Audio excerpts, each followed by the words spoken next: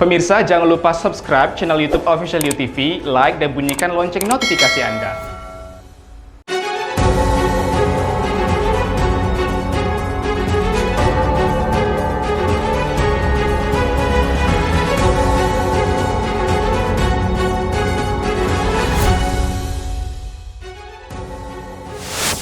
Penyeludupan satu unit mobil Jeep Land Cruiser VX80 asal Malaysia berhasil digagalkan. Helikopter milik Bali Besar kalibrasi fasilitas penerbangan tipe Bell 429PK terguling di landasan Bandara Budiarto, Tangerang. Pemerintah daerah Kepulauan Riau mempersiapkan pelaksanaan pembelajaran tatap muka terbatas untuk jenjang pendidikan SMP dan SMA di Kepri yang diagendakan berlangsung mulai Oktober mendatang. Halo pemirsa, kita berjumpa dalam program UNews. Program ini memberikan informasi bermakna kepada Anda mengenai sejumlah peristiwa menarik di tanah air. Bersama saya, Yoli Andini, inilah UNews lengkapnya. Pemirsa, Polda Metro Jaya memulai penyidikan peristiwa kebakaran Lapas Kelas 1 Tangerang dengan memeriksa 25 saksi. Kabid Humas Polda Metro Jaya, Kombes Pol Yusri Yunus mengatakan, terdapat 25 saksi yang diperiksa untuk mengungkap penyebab kebakaran Lapas Kelas 1 Tangerang. Sementara elemen yang diperiksa yakni warga binaan serta petugas lapas yang bertugas jaga di lokasi kebakaran. Petugas damkar dan PLN yang menangani kebakaran juga ikut diperiksa sebagai saksi. Yusri menjelaskan, saksi diperiksa di dua lokasi berbeda, yakni di Polda Metro Jaya dan Mapolres Tangerang Kota. Ada 7 warga binaan ini kita lakukan pemeriksaan di Mapolres Metro Tangerang. Kenapa? Karena memang yang bersangkutan 7 adalah warga binaan dan lebih dekat dan lebih aman itu kita lakukan pemeriksaan di Mapolres Tangerang Kota. Kemudian juga ada 3 dari damkar, pemadam kebakaran, petugas pada saat itu yang bekerja. Juga kita periksa di Mapolres untuk 12 pegawai lapas dan juga 3 dari PLN kita lakukan pemeriksaan di Krim Polda Metro Jaya. Ia menambahkan, surat pemanggilan kepada Kepala Lapas Kelas 1 Tangerang juga telah dikirimkan. Saat ini, dilaporkan terdapat total 48 korban meninggal dunia dari kebakaran naas tersebut. Dari Jakarta, Kantor Berita Antara, UTV mengabarkan. Pemirsa, penyeludupan satu unit mobil Jeep Land Cruiser VX80 asal Malaysia berhasil digagalkan. Satu pelaku yang diduga bersembunyi di Belantaran, Kalimantan masih dalam pengejaran. Bea Cukai Kalimantan Barat dan Satgas Pamtas RI Malaysia, Unif Mekanis 643 WNS, menggagalkan penyelundupan mobil jenis Jeep Land Cruiser VX80 bernomor SA1838N asal Malaysia. Pengejaran dan penyisiran yang dilakukan tim gabungan berhasil menemukan barang bukti di Segorong, Bengkayang. Dari hasil penyelidikan sementara, pelaku diduga menyelundupkan mobil tersebut menggunakan akses perkebunan kelapa sawit yang terintegrasi langsung dengan Malaysia. Petugas membawa sejumlah barang bukti penyelundupan ke pos komando Kompi. Kasih Humas Kanwil Ditjen Bea dan Cukai Kalimantan Barat, Ferdinand Ginting mengatakan, tim gabungan dan personil taktis khusus tindak kejahatan wilayah perbatasan masih melakukan pengejaran seorang pelaku yang melarikan diri. Pelaku diduga bersembunyi di belantara hutan Kalimantan. Dari Bengkayang, Kalimantan Barat, Kantor Berita Antara, UTV mengabarkan. Pemirsa, pandemi COVID-19 menyebabkan meningkatnya angka pengangguran. Pemerintah mendata, salah satu penyebab pengangguran didominasi lulusan sekolah menengah atas dan kejuruan yang tak memiliki keahlian.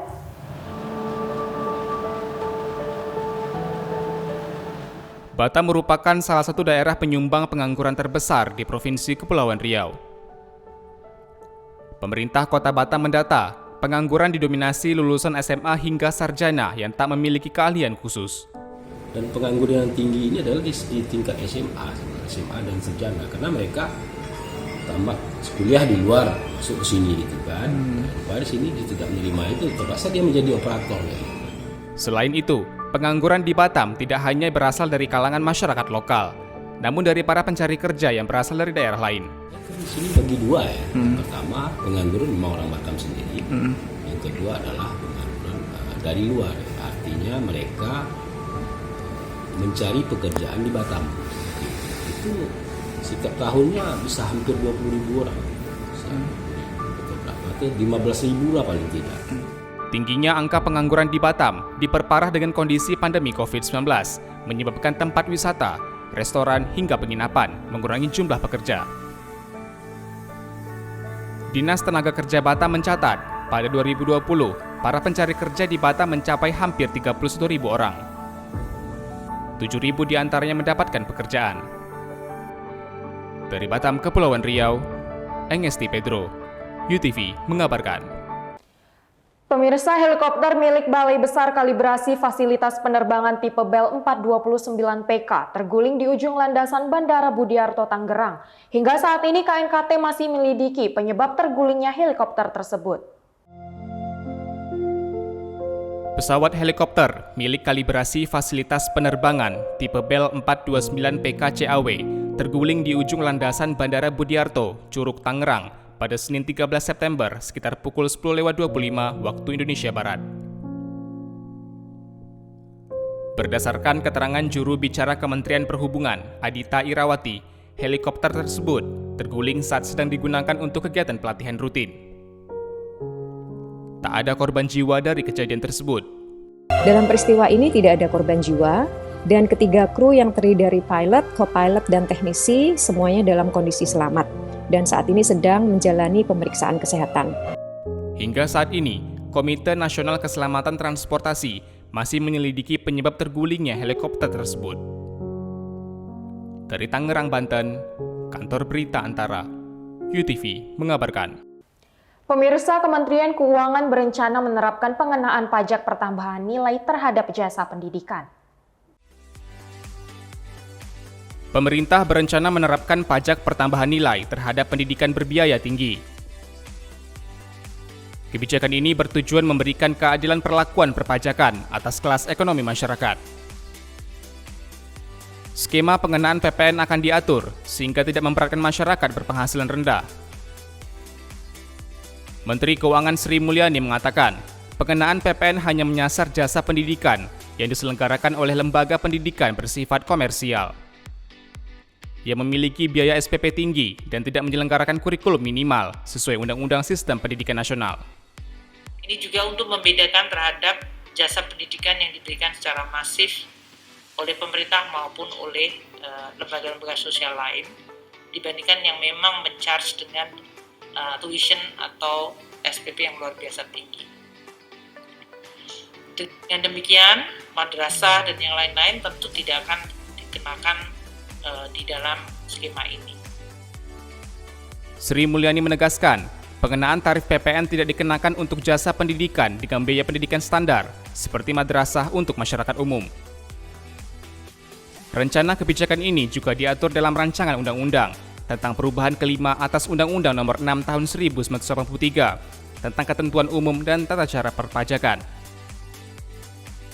Saat ini rencana kebijakan ini masih dibahas Kementerian Keuangan bersama Komisi 11 DPR RI.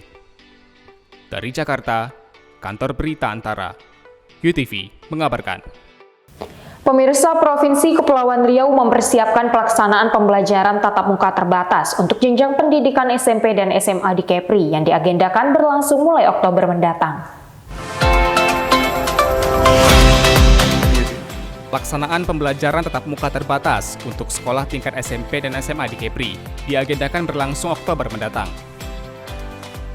Gubernur Kepulauan Riau, Ansar Ahmad, meminta seluruh kepala daerah dapat menerapkan protokol kesehatan yang ketat, yang berlangsung sejak jam masuk pelajaran hingga siswa pulang sekolah.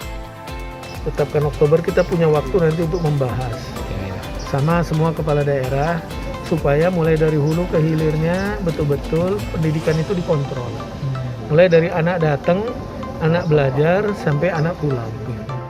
Selain itu, Ansar juga menegaskan seluruh pihak yang terlibat dalam proses PTM terbatas wajib memiliki sertifikat vaksinasi minimal dosis pertama. Dan yang boleh hanya itu pendidikan untuk level SMA, SMP yang udah wajib vaksin, yang mereka sudah mengikuti vaksinasi. Yang belum kita jangan benarkan dulu. Termasuk tenaga pengajar ya Pak? Termasuk tenaga pengajar. Sementara itu, Tanjung Pinang telah mempersiapkan protokol kesehatan yang sesuai dengan aturan dalam menjalankan PTM terbatas. Koordinator Protokol Kesehatan Tanjung Pinang, Suryadi menjelaskan, sejumlah OPD di Tanjung Pinang telah berkoordinasi untuk mempersiapkan PTM. Dinas Kesehatan dan Dinas Pendidikan, kemudian kita di Satgas juga sedang melakukan koordinasi optimal antara sekolah dengan Dinas Pendidikan dan orang tua. Nah, nanti ada beberapa hal yang akan dievaluasi sampai dengan proses pembelajaran tatap muka terbatas kita jalankan.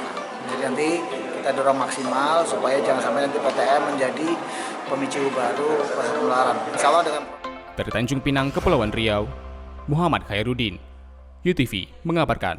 Pemirsa, kejadian menarik didapati Presiden Joko Widodo saat meninjau program vaksinasi COVID-19 dari pintu ke pintu. Presiden Jokowi seakan menjumpai versi lain dirinya yang bernama sama namun berprofesi sebagai pandai besi. Presiden Joko Widodo mungkin tak akan pernah mengira ia akan menemukan versi lain dirinya saat akan berkunjung ke Klaten, Jawa Tengah. Agenda peninjauan langsung program vaksinasi COVID-19 kepada masyarakat dari pintu ke pintu menjadi spesial pada Senin 13 September kemarin. Salah satu peserta vaksinasi bernama persis sama dengan nama Presiden. Joko Widodo, seorang pandai besi asal Delangu, Klaten, Jawa Tengah. Momen lucu dan haru saat Presiden Jokowi bercengkrama bersama Joko Widodo menjadi tontonan warga di sekitarnya. Mas, namanya siapa, Mas? Halo? Namanya jenengan sinten?